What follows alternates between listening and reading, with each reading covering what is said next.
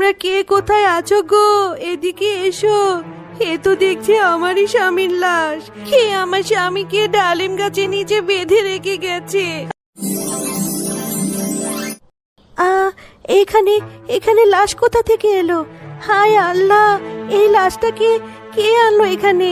কে কোথায় আছো গো? তাড়াতাড়ি এদিকে এসো। এখানে লাশ এলো কোথা থেকে? হাই হাই, আমার ডালিম গাছের নিচে কে এই লাশটা ঝুলিয়ে দিয়ে গেল? এটা তো মনে হচ্ছে বল্টুর বউ। কিছুদিন আগে মারা গিয়েছিল না? একে তো কবরস্থানে দাফন করা হয়েছিল, তাহলে লাশটা আমার বাড়ির সামনে কি করে এলো? হ্যাঁ গিন্নি, আমিও সেটাই ভাবছি। এর লাশটা তো কিছুদিন আগেই কবরস্থানে দাফন করা হয়েছিল, তাহলে এখানে কি করে এলো? আর এই কাজটা কেই বা করলো? দেখেই তো বোঝা যাচ্ছে একে কবরস্থান থেকে এনে এখানে রেখে দেওয়া হয়েছে। বাঘ মামা, আজকে কবরস্থান থেকে একটা লাশ চুরি হয়েছে। আমি তো রাতে ভালো মতোই পাহারা দিয়েছিলাম, কাউকেই তো দেখতে পাইনি। তাহলে কি করে এরকম হলো? আরে হ্যাঁ, আমিও তো সেটাই ভাবছি। আর সেই লাশটা আমার বাড়ির ডালিম গাছে এনে রেখে গিয়েছে, কিন্তু এমন কাজ কে করবে? আর আমার বাড়ির সামনে এনেই বা কেন রাখলো? বিষয়টা খুব চিন্তার। তুই একটু ভালো মতো পাহারা দিস তো। হ্যাঁ মামা, আমি তো খুব সতর্কতার সাথেই পাহারা দিই, কিন্তু মাঝে মাঝে আমি একটা বাচ্চার কান্নার আওয়াজ শুনতে পাই।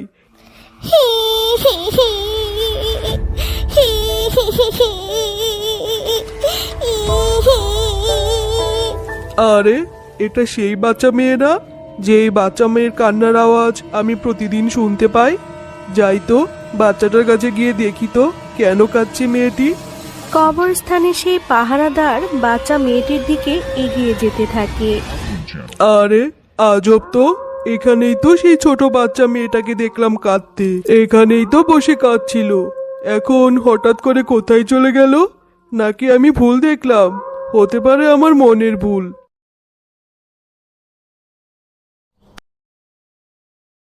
তোমরা কে কোথায় আছো গো? এদিকে এসো। এ তো দেখছি আমারই স্বামীর লাশ। কে আমার স্বামীকে ডালিম গাছে নিচে বেঁধে রেখে গেছে? আমার স্বামী আরো 1 সপ্তাহ আগে মারা গেছে, কবরস্থানে তার দাফন করা হয়েছিল। কে আমার স্বামীর লাশটা এখানে এনে ঝুলিয়ে রেখেছে? তার কিছুক্ষণ পরে কবরস্থানে সেই পাহারাদার সেখানে চলে আসে। আরে বাঘ মামা, আজকেও একটা কবরস্থান থেকে লাশ চুরি হয়েছে। আর আপনার এই ডালিম গাছের উপরেও দেখছি একটা লাশ ঝুলিয়ে রেখেছে। তাহলে কি এটাই সেটা? এগুলো কি হচ্ছে মামা? আরে হ্যাঁ, সেটাই তো। এগুলো কি হচ্ছে আমিও তো সেটাই বুঝতে পারছি না। আর তোকে তো বলেছিলাম ভালো করে পাহারা দিতে। তুই সত্যি করে বলতো, তুই কি রাতে পাহারা দিস নাকি ঘুমাস? আজকে রাতে আমি তোর সাথে পাহারা দিব। বুঝেছি, তোকে দিয়ে আর হবে না। আর আমার বাড়ির সামনেই কেন লাশগুলো এনে রাখছে সেটাও বুঝতে পারছি না।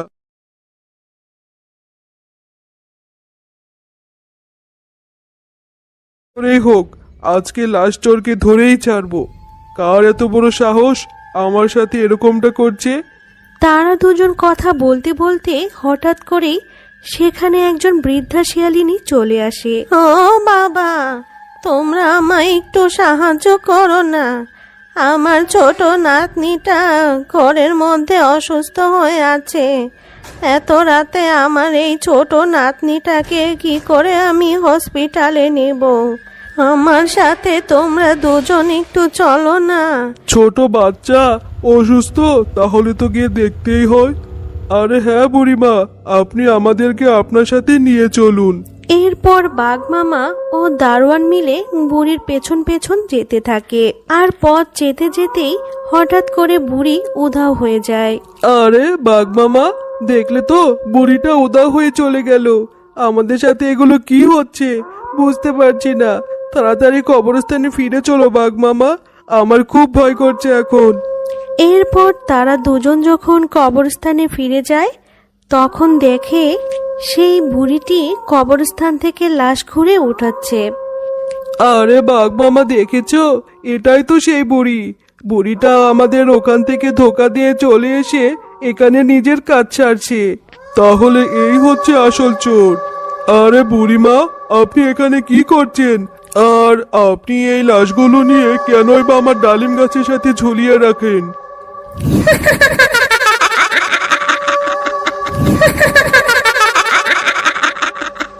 তোরা এখানে কেন এসেছিস? আমি প্রতিশোধ নেব, তোর বইয়ের উপর প্রতিশোধ নেব।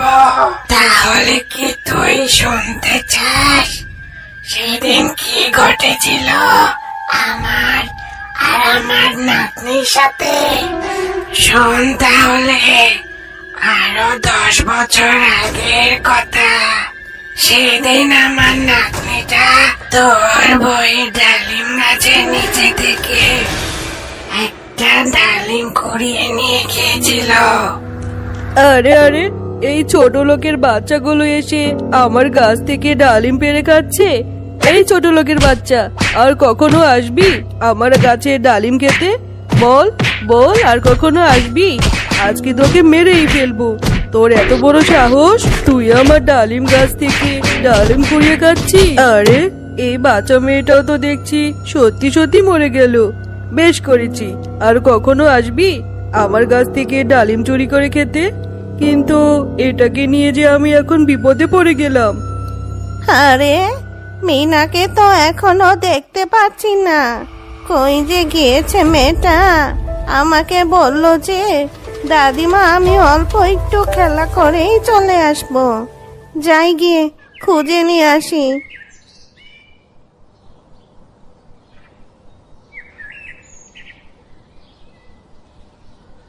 আরে ও মিনা, এ কি?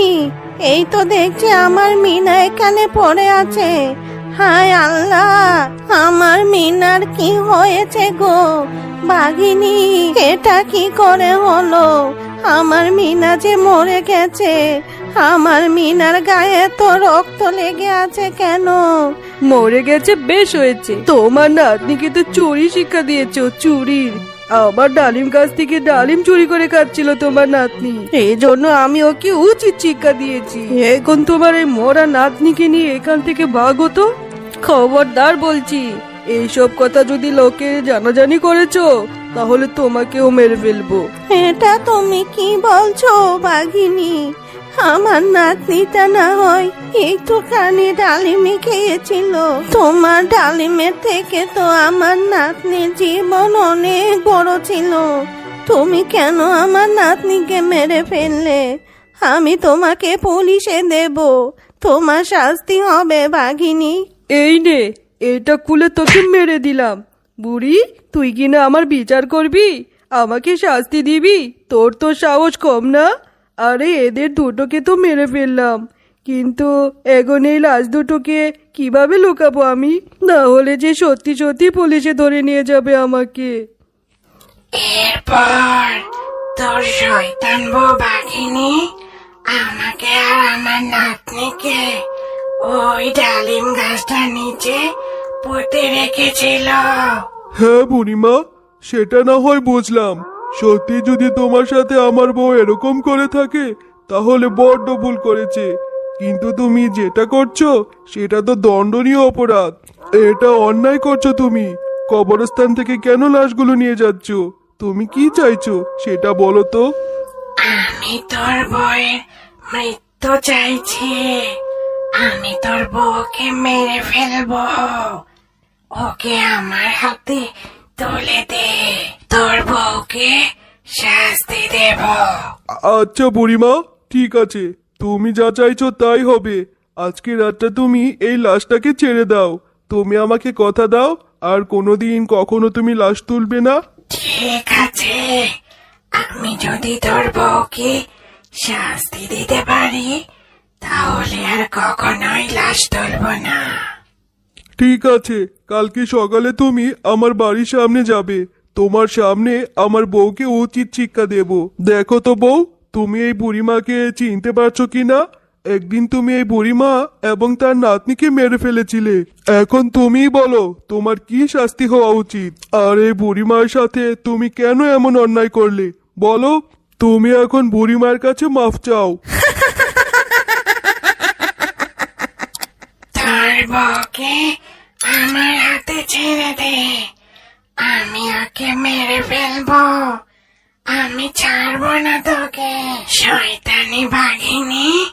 তুই মরলে আমি শান্তি পাবো। আমার নাতনিটাকে তুই নৃশংসভাবে মেরেছিস, এখন আমি তোকে আগুনে পুড়িয়ে মারবো। আমাকে ছেড়ে দাও বুড়িমা, আমাকে ছেড়ে দাও। আমি ভুল করে ফেলেছি। আমি তোমার নাতনিকে মেরে ফেলার পর আজ 10 বছর হয়ে গেল, আমি নিজেই মা হতে পারিনি। তুমি আমাকে ছেড়ে দাও বুড়িমা, আমাকে ছেড়ে দাও। আমাকে তুমি ক্ষমা করে দাও বুড়িমা, আমাকে তুমি ক্ষমা করে দাও। আমি আর কোনোদিন এমন ভুল করব না। তো বন্ধুরা, আজকের গল্পটি তোমাদের কাছে কেমন লেগেছে? যদি গল্পটি ভালো লেগে থাকে তাহলে লাইক, কমেন্ট আর সাবস্ক্রাইব করে আমাদের সাথেই থেকো। আর হ্যাঁ, এমন সুন্দর সুন্দর গল্প দেখতে চাইলে পাশে থাকা বেল আইকন বেলটি অন করতে ভুলো না কিন্তু।